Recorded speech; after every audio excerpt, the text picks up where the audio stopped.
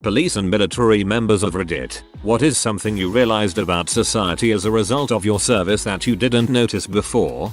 There's a problem we like to refer to by saying that if you're the prettiest girl in the W house, you should expect to get fricked. If you're good at your job, great, you'll get to do someone else's job too. When things need to get done, regardless of whose responsibility something is, the tasks will fall to the people who can do them, the high performers. So you end up with all of these high performers who get burnt out because they are doing their job and picking up all of the slack that falls on their shoulders. In the military especially, it's frustrating when these high performers who carry most of the load are compensated and treated the same as their peers who don't add as much value. The military is many things, but a meritocracy it is not. Many from this top group leave the military to pursue something where their disproportionate contribution is rewarded. You then end up with the leftover group of people from the middle of the pack, who were never really high performers, finding themselves in leadership positions. Through attrition of the actual best, the middle rises, simply because they end up being the best of who's left after the high performers leave. Happens in any organization with cultural issues. It's called the Dead Sea effect. Water flows in from a limited number of sources and exits only by evaporation, leaving behind an unpleasant, useless brine.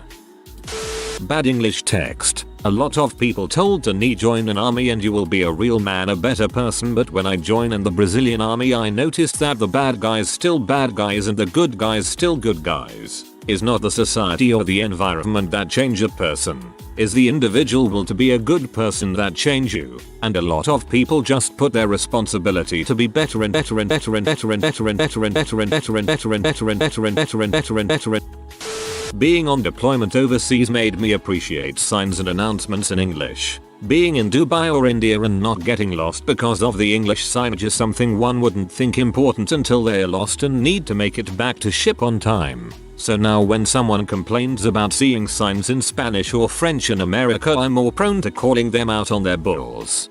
Can confirm. I've been in Japan and Hong Kong for the last 3 weeks, and the few times my phone died when I was trying to get around town, I've never felt more lost in my life.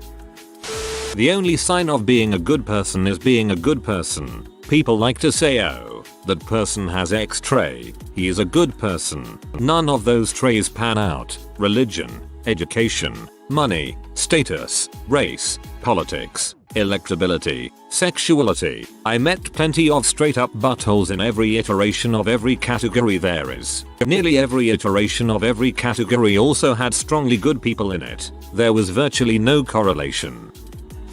Military grade sells to the civilian people. All those who served are serving know that that item is a complete piece of trash. Sure, military grade is garbage, but mil-spec is where it all at. I just bought some mil-spec ammo cans. It says made in China and the cans are plastic, but they are mil-spec, so I know they are tactical. Before army, everyone in military service is a hero. Freaking extinguish anyone who thinks otherwise. After army, I've been wrong. For a very long time. Thank you for your service, and my response thank you for your support is really just an obligated, scripted back and forth that usually means nothing to either party. I know there's no ill intent meant by it, but I feel like 90% of the time, people say it when they feel like they have to, not because they feel genuine gratitude. I hope that doesn't make it sound like I think I deserve gratitude just on account of being a glorified government employee, but I can definitely tell the difference between someone who genuinely believes I somehow keep them safe, and someone who is saying because they think they have to, and I wish those people felt comfortable not saying anything at all. Most people are not suited to authority. The more they have, the more they abuse it. Both genders. Most people aren't that smart, and the dumber they are, the dumber they think smart people are. Men are cruel, women are wicked, groupthink is real, is everywhere, and is dangerous. Seconding this, I didn't end up working in law enforcement, but I was studying at a law enforcement university. There were a lot of girls who really wanted to have some kind of authority over others, and usually they were those people who weren't suited for it at all. Military service as conscript reminded me that there are lots of different people in our world. In my country every man has to go to army, so one can see the whole age group at the same time. Usually people live in their own high school university work environment bubbles, but in a conscript army, you can see and meet everyone outside, form your own bubble. This totally shocked me, to find out how many different people there are at my age group. If you care about doing the most good for the most people and are vaguely competent, don't avoid responsibility. See the bigger picture and take advantage of opportunities to make the world a better place, if only very slightly. If a good person does not take the helm, there are incompetent, selfish, sociopathic bastards lining up to take it. So if you are a clever cookie with good intentions, rise to the occasion. Even if you don't believe in the institution. Especially if you don't believe in the institution. There are so many smart people who pride themselves on seeing through the cruelty of an institution but do nothing to make it better. They are no better than the sheep they scoff at. They are complicit in what they condemn. The world is made tangibly better by competent people who are willing to play the game to an unselfish end, and those are few and far between. But we must all fear evil men. But there is another kind of evil which we must fear most, and that is the indifference of good men. As a soldier, they made us swear on oath to uphold and defend the Constitution against all enemies, foreign and domestic. They sent me to Iraq, which I was unaware of ahead of time. Spent a year over there and didn't find a trace of our freedom over there. Came home and all people wanted to talk about was how much of our freedoms we could vote away so they can be safer. That was a bit of a slap in the face to see. I don't understand. Could you explain in simpler words or differently? Thanks. That everyone has preconceived notions about the military, good or bad, and any information given to the contrary goes in one ear and out the other. Also applies to just about everything else. People don't like to give any additional thought to an idea once they have settled on it as their personal belief. TBH, thinking about it bums me out a lot. The military is a huge organization and a supreme example of the American melting pot, with people from literally all walks of life and all ideologies. And making any generalizations about service members beyond they are all human is pointless. Not all service members are human. Some are dogs. It's a job. Military. Regardless of how many people like to sensationalize it. I blame the media like movies and stuff, but it is so incredibly cringy and annoying to be praised and thanked anytime it gets brought up. Majority don't see combat and any non-combat MOS is pretty much working a 9-5 job with the exception of deployments. Society. Everyone in the Air Force is a pilot. While this may be useful for picking up members of the opposite sex, in all other contexts it is mildly annoying. BTW, I fly a D-35K. People don't make decisions based on self-preservation both physically and mentally. We all seem to tend to have self-destructive habits and behaviors, and it makes finding true happiness, true love, and true passion in life very hard. Self-destructive behavior originates in a skewed view of reality. Some people will practically worship the ground you walk on when they learn of your service. Thanks, stranger, I guess. But all I did was maintain firefighting equipment. Other people will immediately develop a hate boner upon learning of your service, and even in person, very quickly reach the point where they start calling you baby killer and village raper. I don't know who hurt you, stranger, but all I freaking did was maintain firefighting equipment. I've been military for the last 23 years and counting, and have been involved in detainee ops for both the Taliban and Al-Qaeda. They're lower level folks, like ours, aren't inherently evil. The vast majority have just been taught a different perspective. The military has taught me that there are large, valid differences between different cultures, and instead of bombing or degrading each other, maybe we should talk about it. Oh, and I've learned that the most staunch, right-leaning military supporter often has zero inclination to find out what we do or actually sign up. Want to support a troop? Cover me. Nah, I'll just slap a bumper sticker on. Thank you for your service and pretend we aren't in an unending war to serve private interests. The lack of cohesion will be our downfall. Nobody knows how to work together, and the infighting allows greedy buttholes to take advantage of us.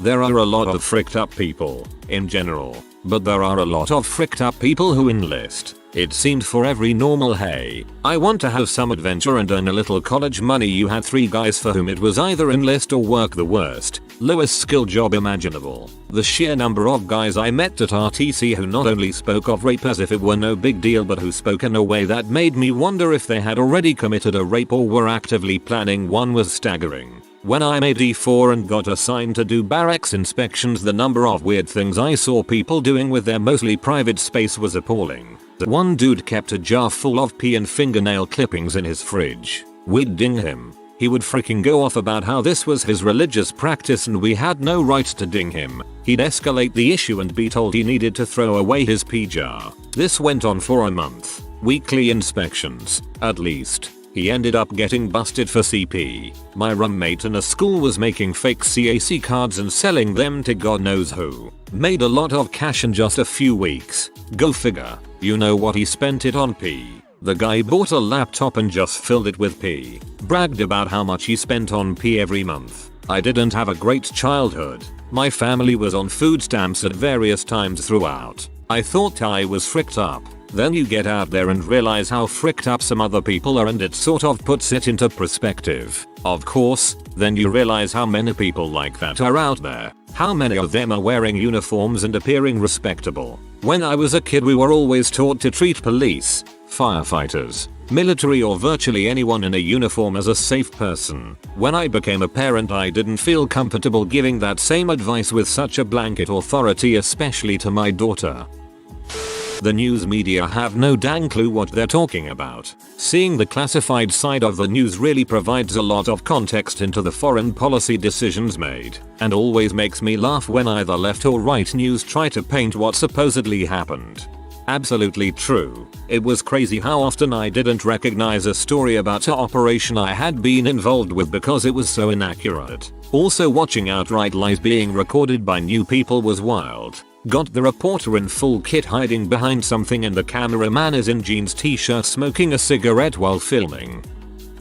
The America people think that they live in is an illusion. But it's actually real on most military bases. By this I mean almost everyone is polite and respectful to everyone they meet when walking about, regardless of whether or not they're wearing a uniform. When people imagine the small town feeling from old TV shows where everyone says hi to each other and people are willing to go out of their way to help people, they don't know that crap is real on most posts. I'm not saying things are perfect on every military base I've been on, but they're always clean, safe, and most people are genuinely polite to each other.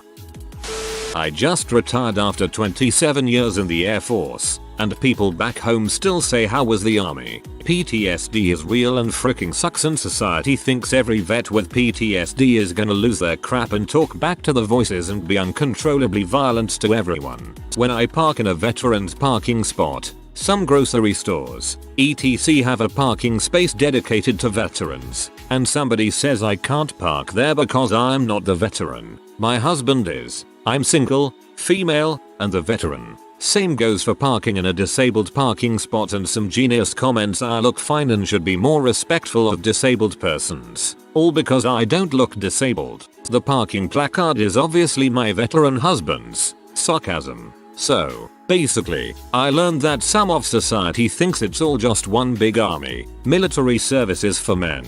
If you have PTSD, you are violent, should be avoided. And if you did go to war, you aren't disabled unless you are missing a limb. But thanks for your service. My dad has a handicap plaque for his car. He gets crappy comments all the time. He can walk. He looks fine. On the heavy side but largely fine. It's because he has COPD, diabetes, and a few other things that are internal. People are dongs. I realize the deep misunderstanding of what goes on in the military, and to my much greater horror the deep apathy that goes on for most people. When people find out I was in the Marines, they're totally down to hear about how hardcore things were, but mention some of the grievances that come from being lower enlisted or the complexity of the military actual mission, and their eyes glaze over. And them coming to you with some political opinion regarding the military is usually an insane can of worms. I would imagine boot camp is the most excitement a lot of people see during their service, and I wouldn't have it any other way. Replying pretty late to this one, but most people that advocate for war, or say we should go to war, etc., are not in the service. Like, dude, you are younger than I am. 36M, and talking to me about how we need to go to Iran and give them a good butt kicking. Or, in other words, you should go to the Middle East again, get shot at again, risk your life again, so I can put some crap on Facebook. But I'm not going to go. Ever hear of Sunday Christians? There are Sunday patriots, or whatever the equivalent name is. People who pay lip service to service members, veterans, but then don't know, care, or want to know anything beyond that. In other words, patriotism that is very one-dimensional and myopic. That everyone around the world wants the same thing: safety, food, and shelter. Being polite will get you a long ways in any society. The real cost of war. War is suffering, and most of the people who suffer aren't the combatants. It's the civilians who have nothing to do with the conflict. In Afghanistan, it's a small minority of the population that's fighting, but the bombs we drop on them and the IEDs they plant kill a lot of kids and wives and grandmothers and just regular people trying to live. When a soldier gets PTSD, it's not just the soldier that will have nightmares for the rest of his or her life. Their kids will have a more angry parent. The parents are more likely to get divorced. There are higher rates of alcoholism and drug abuse. The soldier will be less functional for the rest of his or her life. Politicians like to talk about the trillions we spend on wars, which is obviously not trivial, but the suffering of people outside the battlefield is incalculable, and this may be a really unpopular opinion, but I have a lot of sympathy for military spouses who have affairs while the soldier is deployed, young mothers who are left alone for a year, often in a place where they haven't been living and have few friends, and then are just expected to be good housekeepers and wait in a pretty sundress with their well-behaved toddlers for their hero husband to return. That's a recipe for intense loneliness. Affairs and broken marriages are pretty common in the military, and it's another cost of war that higher leaders aren't interested in. I hate being referred to or put in a category as a hero just because I was in the military. I didn't do anything heroic, and I'd be willing to bet 90% of the recent veterans didn't either. We were maintenance, mechanics, welders, vac guys, commo, arms, we probably even had a pool guy. There was nothing heroic about it. We did regular jobs in crap environments, but usually it was in a normal shop away from danger. Heroic nap. I didn't join to fulfill some grand dream I had of following in my grandfather's footsteps. Nope, I was 23 and needed a job for school and wanted to get out of town. So army it was. I think that's more of a rant and not so much something I noticed in society. I'm in the same boat, was infantry for 5 years, and did actually do a stint as a lifeguard. Didn't do anything heroic, just a lot of rucking heavy crap around in the woods. People are extremely unprepared to deal with emergencies. Like, the panic response is real and most civilians have no idea how to handle it. And people don't know how shut the frick up and work together despite differences. It's possible. Just fricking do it. Most people didn't have drill sergeants yelling at them for 3 months straight to learn how to operate under pressure. People's perspectives and biases are mainly formed by word of mouth or some type of inaccurate or biased media because they've never experienced anything different. A lot of people that join the military haven't even seen most of the country, let alone the world. They're usually a direct reflection of the area they came from, as they've only lived in only one area and never gone much farther unless they go to college or move. So they wind up forming their opinions off of what they've been told. Although be fair, how much would an 18-24-ish year old really experience before joining? Not to get political, but this guy I graduated OCS with was a diehard conservative and thought California was liberal trash and the state coddled to immigrants and gangbangers. He didn't believe me when I told him the southern part of the state was pretty conservative. He wound up stationed in San Diego and I like to imagine his head exploded. It's been a year and he is now dating a woman of Mexican descent. Their first interaction was an argument where she further blew his mind as to how borderline impossible it was for her to get citizenship. She invited him to her house with her family and she further told him how her family lives in fear of ICE and that she has had members that were detained by them. They've also been pulled over twice while on a date where the cop demanded her papers. He now refers to himself as a moderate. The civilian-military gap is real, and it's getting wider. Every time I go home, it gets harder and harder to explain to my family and friends what I do. It's not that they're not interested or that I'm not willing to share, but it gets tougher and tougher to explain it in a way that will make sense to them. finding common ground is difficult. I got out 13 years ago. During one of my performance reviews at my current job, I'm an engineer. My boss said that one of the best things about my performance was that if she told me to do something, she knew I would get it done. I looked at her a bit strangely and said, "Doesn't everyone here do that? I mean, she was the president of the company. If she gives me a task and it is something that can be done, and there aren't any issues with it, why would someone not do it? Apparently it's not that common. Was very used to if a legal order is given, you must follow it. Yeah, believe it or not, a lot of people lack ownership and are unreliable."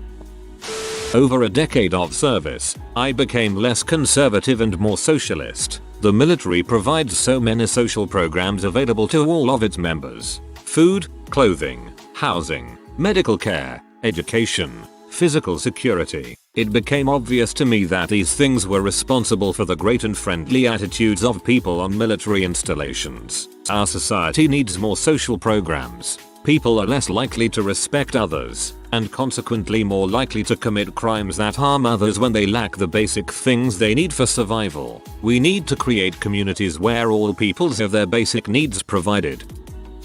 I'm in an unusual situation. I served, got injured, discharged right away. My perspective is from a disabled veteran.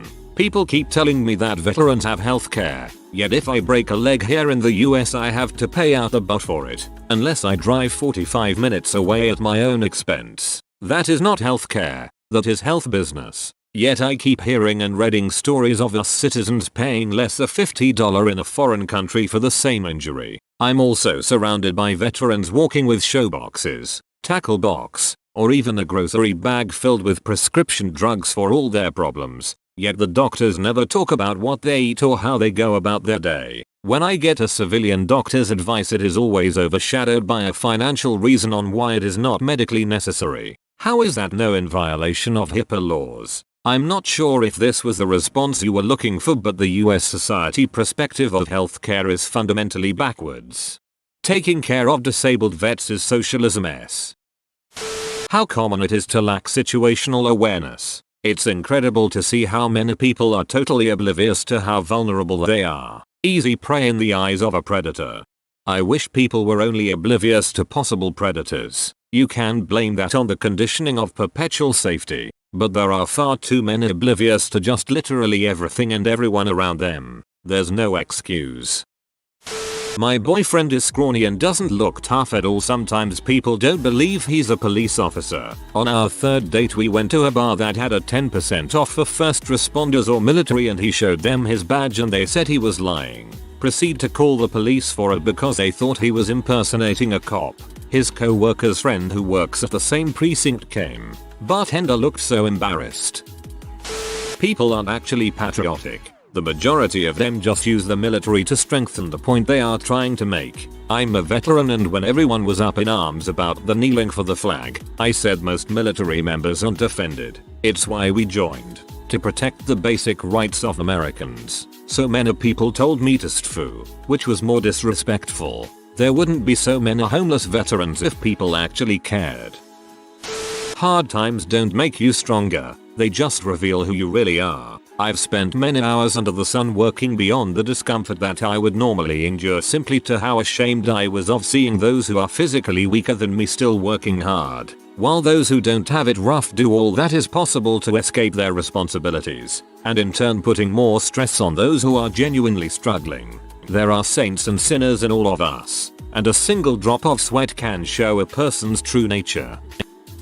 That so many people from very different walks of life have to join to escape a crappy situation. From my 8 years in, I meet people who joined to leave abusive households, crappy small towns, dead-end jobs, endless debt, gain citizenship, pay for college, travel, and many others. The problem is I saw many of them end up in lifelong physical pain, less limbs they had coming in, stressed and self-medicated, or numb to everything. I didn't meet a single person who joined because of honor or American pride. We have risked life and limb to be able to afford college and a hope of a better life. What's the point when you are too frick to enjoy it?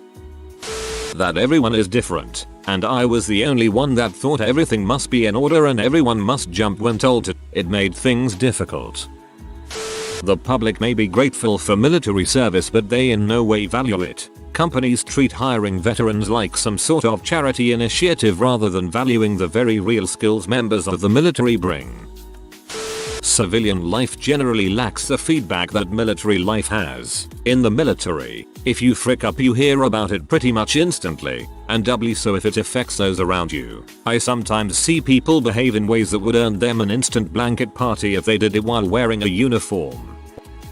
99.9% of the entire populace of the United States doesn't actually give a flying frick about politics. If you make any effort to solve any political problem through intelligent conversation, they give up because they can't make themselves feel better by fixing the problem. They can only do that by sharing idiotic memes on Facebook and trying to put the other down as an idiot so they can feel smart. This country has confused narcissism for patriotism. This is especially disturbing for me because too many people want to use the military and veterans as a sort of political bludgeoning tool to bash any opposition into submission.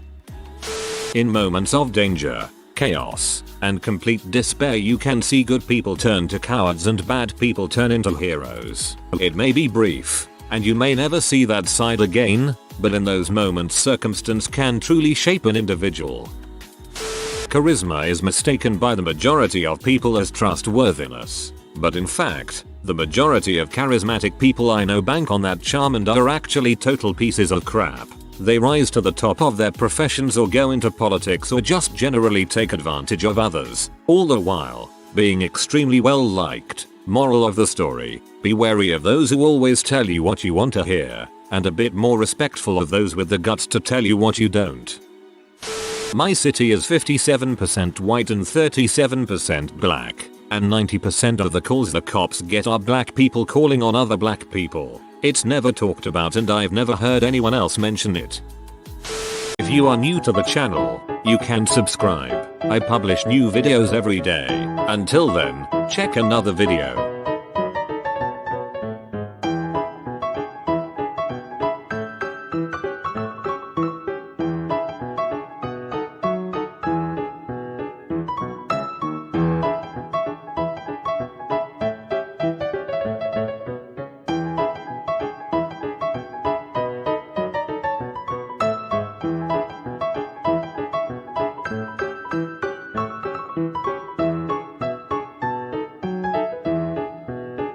Bye for now.